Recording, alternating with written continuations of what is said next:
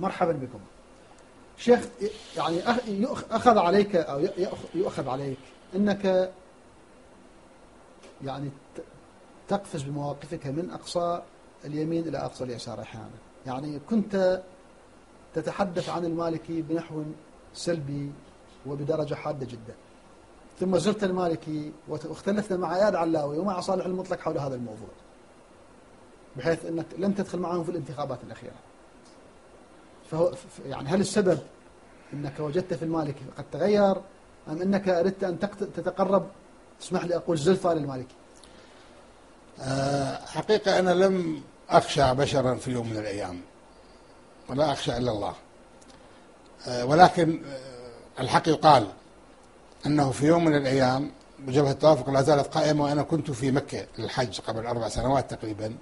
طارق الهاشمي كان نائب رئيس الجمهورية وأحد قادة جبهة التوافق، فذهب عقد اتفاقية مع الأكراد ووقع في دوكان، وأعلنت الاتفاقية ولكن ما أعلن بنودها بالتفصيل. بعدين احنا ظلينا ندقق. باسم التوافق وقعها؟ نعم، التوافق والحزب الإسلامي لا أعرف في وقتها، فسألوني كثير من الناس شنو القضية؟ قلت والله ما أدري، خلينا نرجع ونشوف، إذا زين نصفق لطارق الهاشمي، وإذا مو زين راح نثور عليه فظلنا ندور إلى أن لقينا الاتفاقية تنص على أن يكون العراق 3 فدراليات: فدرالية كردية يضاف لها كركوك والمناطق المختلف عليها بديالة والموصل، عقود النفط بيد الإقليم، و12 فرقة بيشمركة تسليحها وتدريبها بطيارات ودبابات ومدفعية من المركز وإدارتها بيد الإقليم. الإقليم السني بزعامة الحزب الإسلامي، و9 محافظات جنوب إقليم شيعي. طيب العراق تقسم بهذا الشكل، قسم ماكو شارع، لأن احنا ما نريد نكون شيعة وسنة ومدري ايش، شعب واحد. تحمل توقيع طارق الهاشمي؟ نعم، طارق الهاشمي موقع عليها. حاولنا حقيقة نحصل على نسخة موقعة لإظهارها الناس، ما قدرنا، ولكن قدرنا نطلع على التفاصيل بشكل أو بآخر. المالكي بنفس الوقت وكان في أضعف حالاته وقف وقال العراق دولة واحدة، أرفض الفدرالية، وقال أطالب بتعديل الدستور، وقال كركوك عراقية، والبيشمركة عليهم أن يطلعون خارج محافظاتنا ويروحون داخل الإقليم، وقاد الجيش العراقي بنفسه وقاتل الميليشيات الشيعية والسنية، وخلانا نقدر نمشي بطولنا بالشارع. يعني أسألك بالله، أنت مكاني، رجل كان موقف غير شكل فشل نحكي عليه، لكن من وقف هذا الموقف وهاي القضايا اللي أنا طالب بها وأنت تطالب بها، كل وطني حريص على بقاء العراق صامد يطالب بها، من قام هو المسؤول الأول يمشي بهذا الاتجاه. من عنده وين المشكلة؟ أنت يعني أخذوا عليك الجماعة قربك من المالكي، وين المشكلة؟ لا، مشكلتك مع علاوي وصالح المطلق. فالمهم خلي أكمل لك هذه. فعندما أخذت وفد ورحنا إلى المالكي زرناه وقلنا له أنت الآن على الطريق الصحيح، وهذه الأشياء اللي أنت تدعي بها الآن هي نفسها احنا اللي نطالب بها، إذا احنا متفقين، فلذلك احنا نأيدك بكل ما أوتينا من قوة. وكان أحد أعضاء الوفد اللي رحنا عليه الدكتور صالح المطلق كان وياي، ولكن عندما خرجنا من دولة رئيس الوزراء، رئيس الوزراء كان معانا يودعنا للباب، تلقتنا الفضائيات. فأنا ألاحظ أن الدكتور صالح أخذ ينزل جسمه يعني بهكذا الشكل حتى لا يظهر في الكاميرا، وطلع من صفحة وراح برا حتى لا يشوفوا الكاميرات، لأن هي مو مزايدة، موضوع مزايدة. أنا موضوع مواقف، أنا مو ضد المالكي كشخص ولا ضد فلان كشخص، أنا ضد مواقفه مو زينة أقف ضده. من تكون مواقفه مطابقة للثوابت الوطنية أخليه على راسي، أكون معه، أكون خادم إليه، لأن أنا يهمني مصلحة البلد ولا يهمني مصلحة شخص معين. هذا الموقف صدع العلاقة بينك وبين المطلق وبين علاوي؟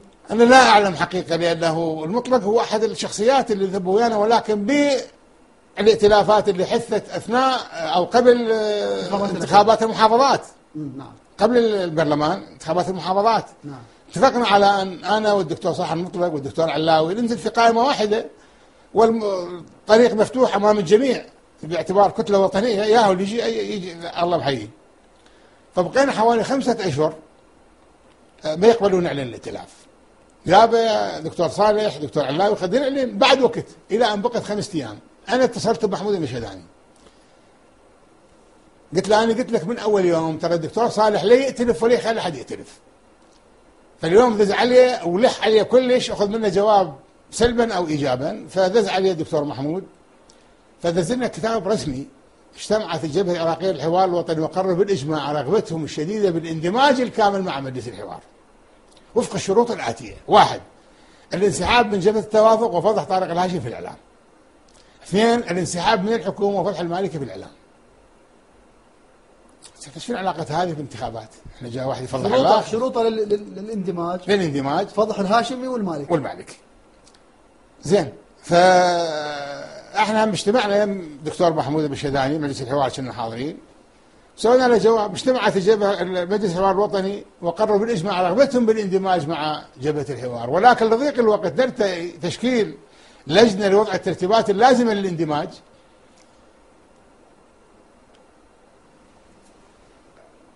فوقعت الكتاب وديته الدكتور محمد تميم كان ايضا حاضر، راح على صالح ما لقاه. فالمهم ما التقينا احنا وصالح، هاي الشروط. ورا فتره ايضا علاوي التقينا بيه ببيته، كنا في زياره عند عمه متوفي، فرحنا نعزيه بعمه، لقينا لما مجموعه، فصار كلام ايضا بنفس الاتجاه. فعلاوي ايضا قال احنا بالنسبه لاخونا الشيخ خلف رجل وطني ونظيف ومخلص ومن عائله معروفه، قاعد عليه مآخذ، اذا ما يخلص نفسه من هاي المآخذ يصعب علينا نعترف وياه. طيب دكتور، هتبين اسطوانه جديده ما سمعناها قبل، صار لي 4 سنين وياك او اكثر نقعد وننسق ونجتمع، ما في يوم قلت لي عندك المأخذ الفلاني، شو هاي على غفله صارت، قول لي بيهن حتى اشوف. واذا نفس الشروط اللي دكتور صالح ذاكر لنا هم بالكتاب: الانسحاب من جبهه التوافق وفضح طارق الهاشمي في الاعلام. 2. الانسحاب من الحكومه وفتح المالكي في الاعلام. قال لك اياها نصا نصا قدام 12 واحد حاضرين من ضمنهم الدكتور قال لك كشروط، وقال لك احنا نريد منك كذا. لا، شروط الائتلاف انه انا لازم اسوي كذا، لازم اسوي اني انسحب من الحكومه وافضح طارق اسم المالكي في الاعلام، وانا اسوي كذا. يا دكتور هذه مصارعه ثيران، هاي مو سياسه. احنا بوقت الان مو مال هيك مشاحنات وقضايا كذا، احنا نريد نسهل الامور، لو نريد نعقدها بزايد. فقلت له كلامك هذا يراد توضيح، يراد اوضح لك وانه بعدين اجاوبك.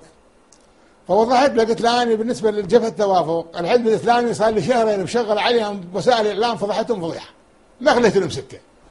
فمجرد ائتلاف وياك او غيرك وانسحاب من جبهه التوافق، فهذا العذر باطل. قلت له بالنسبه للمالكي لا انت ولا صح المطلق طلعتوا في يوم من الايام بالاعلام حكيتوا عليه، انا اللي اطلع بالاعلام احكي ما اخليه من الحكي ما احكي. قلت له لما المالكي توجه وطني الان نفس الاهداف اللي انادي بها انا الان، المالكي ودي انادي بها. زين انا خوض الشخص المالكي ايش عندي وياه؟ انا عداوه وياه. فطالما مواقفه صارت زينه مثل ما انا اريد ولمصلحه البلد، فغصبا علي وعن كل واحد عنده ذره من غير وطني يجب ان يقف وياه ويدعمه. فاحنا وقفنا وياه على هذا الاساس، مو على اساس اخر. واذا غير مواقفه احنا هم نغير مواقفنا وياه، احنا ما منطينا تعهد ان نبقى وياه. طالما هو زين ووفق الثوابت الوطنيه والله يعني اموت قدام. هو كان منزعج منك من زياره المالكي، من موقفك من المالكي؟ لا مو هذه حجه. زين انا شعرت انه حجه يراد ان اتكلم على المالكي، انسحب من جبهه التوافق، وهم ما يتلفون وياي بعدين حتى ابقى اني في معزل واسقط، يعني تسقيط، يعني حسب تصوري انه تسقيط، ولا ما لها داعي هذه القضايا. المهم فحكيت بعض القضايا اخرى ايضا بحده وبعنف على بعد ان وضحت له. قلت له انت ارتكبت جرائم بحق العراق، مو جرم واحد.